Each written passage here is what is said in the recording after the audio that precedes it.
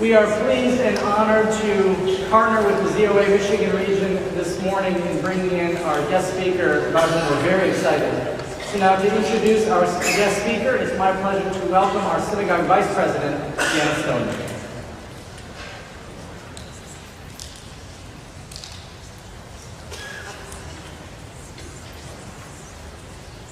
Shabbat Shalom. Is everyone hear me okay? I am very pleased to welcome Chloe Valdary to our Bima this morning. Chloe will be receiving her degree in International Studies at the University of New Orleans in May. In her very young career, she has already distinguished herself as a leading pro-Israel activist, both on and off college campuses. At the University of New Orleans, Chloe created the organization Allies of Israel on his campus, served as consultant for the Committee for Accuracy in Middle East Reporting in America, better known as CAMERA, and as a fellow at the New York-based legal think tank, the Lawfare Project. She has written for numerous publications, including the Huffington Post, the Daily Beast, and the Jerusalem Post. She has been featured in Black Education Television, the Times of Israel, and Al Jaminer. Chloe has lectured and participated in panels across the country. She's a 2015 recipient of the Bartley Fellows at the Wall Street Journal and will work this summer reporting to Bret Stephens, Deputy Editorial Editor. Al Jaminer claimed Chloe is one of the top 100 people affecting Jewish and Israeli life. In a few weeks, she will be receiving CAMERA's Outstanding Student Leadership Award. Chloe will also be leading us this afternoon at a Lunch and Learn, and I hope I will see you there as well. Please join me in welcoming Chloe Valdary.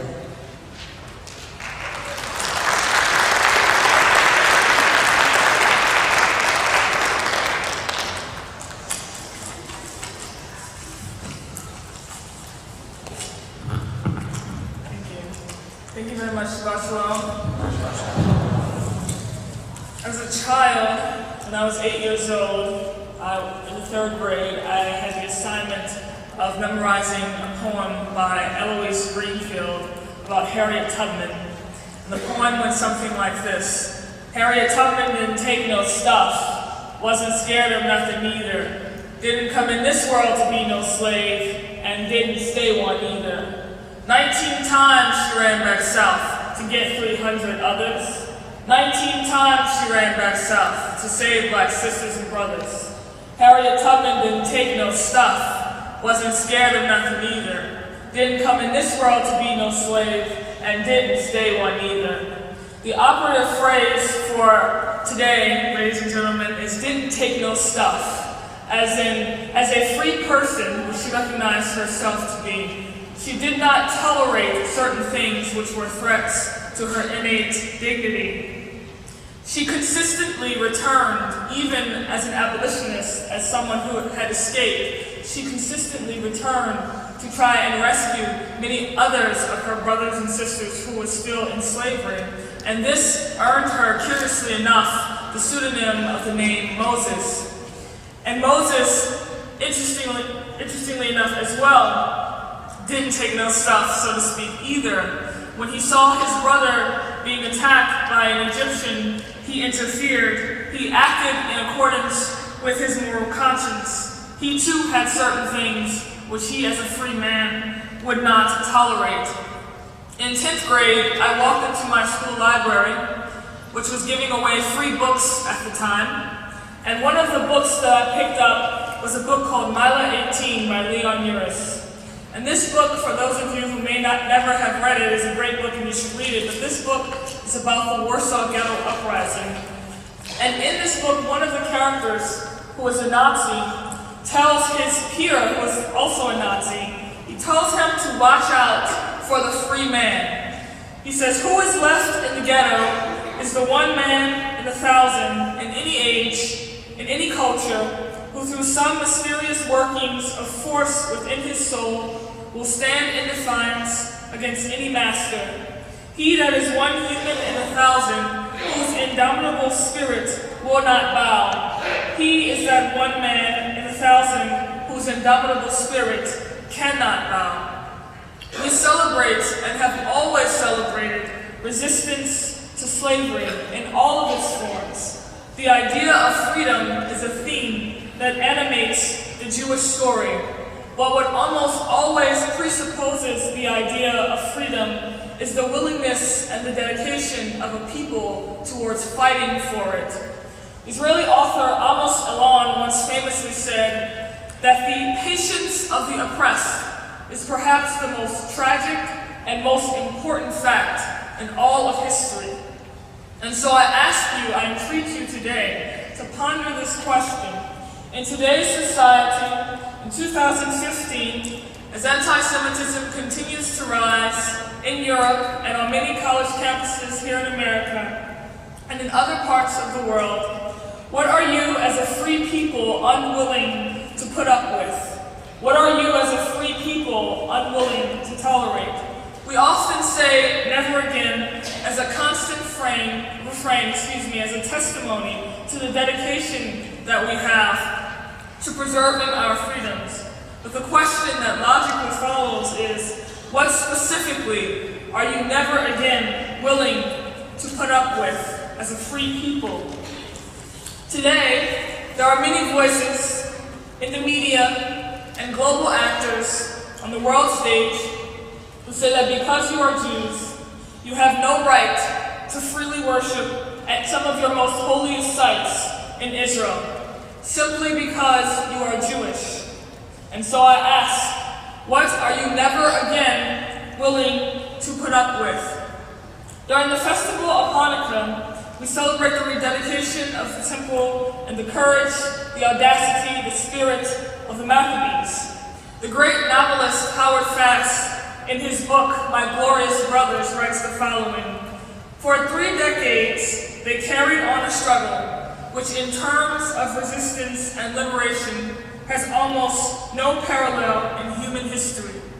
In these troubled and bitter times, there is both a need for and a value in recalling this ancient consistency of mankind." Howard Fast published that book in 1948, and yet those words remain very apt to this very day. Today, there are voices and global actors on the world stage who say that because you are Jews, you have no right to live in certain places of the world, including in the Shaarey, for example, in Judea, simply because you are Jews. They say that you should be banned from living there.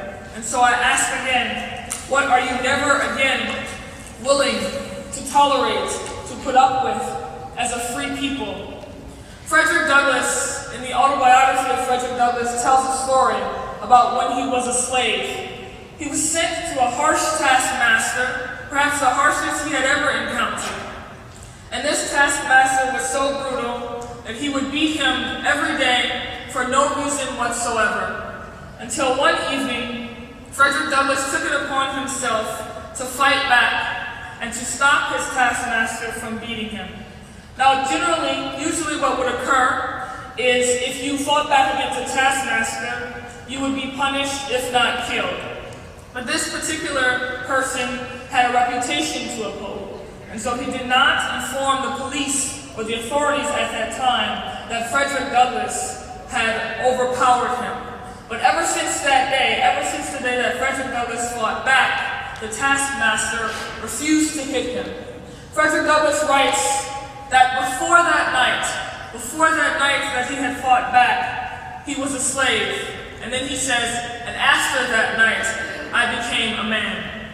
He famously once wrote in a speech, "Power concedes nothing without a demand. It never has, and it never will. Find out just what any people will quietly submit to, and you have found out the exact measure of injustice and wrong which will be imposed upon them."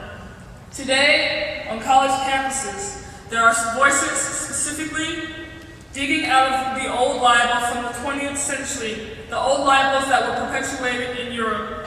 They repeat those same libels, but in different forms. In Europe, in the 20th century, the libel was that Jews were accused of killing, of murdering Christian children. But today, instead of saying that you are guilty of killing Christian children, they say that you are guilty of murdering deliberately Palestinian children. And many times they say it unknowingly and ignorant of the fact that that comes from a specific place in history, that idea and that language. And so unfortunately, Jewish identity is under attack once more, especially on the college campus. Not only is it uncool to be pro-Israel, it is socially acceptable and encouraged to be anti-Jewish. Not only among the social networks in terms of younger people such as myself, but also in the classroom, which entails what professors speak about and what they lecture on. And so I think it is important that we heed the words of Moses Hess, who once warned the following.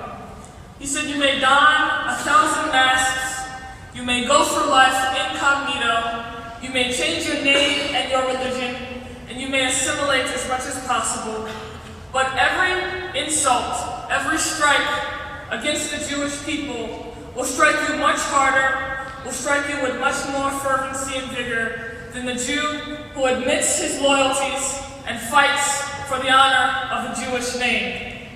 And I ask you again, once more, with that in mind, what are you never again willing to put up with as a free people? What are you never again willing to tolerate as a free people?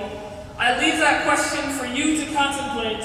I leave that question unanswered in the hopes that you will find the answers in yourselves. Thank you.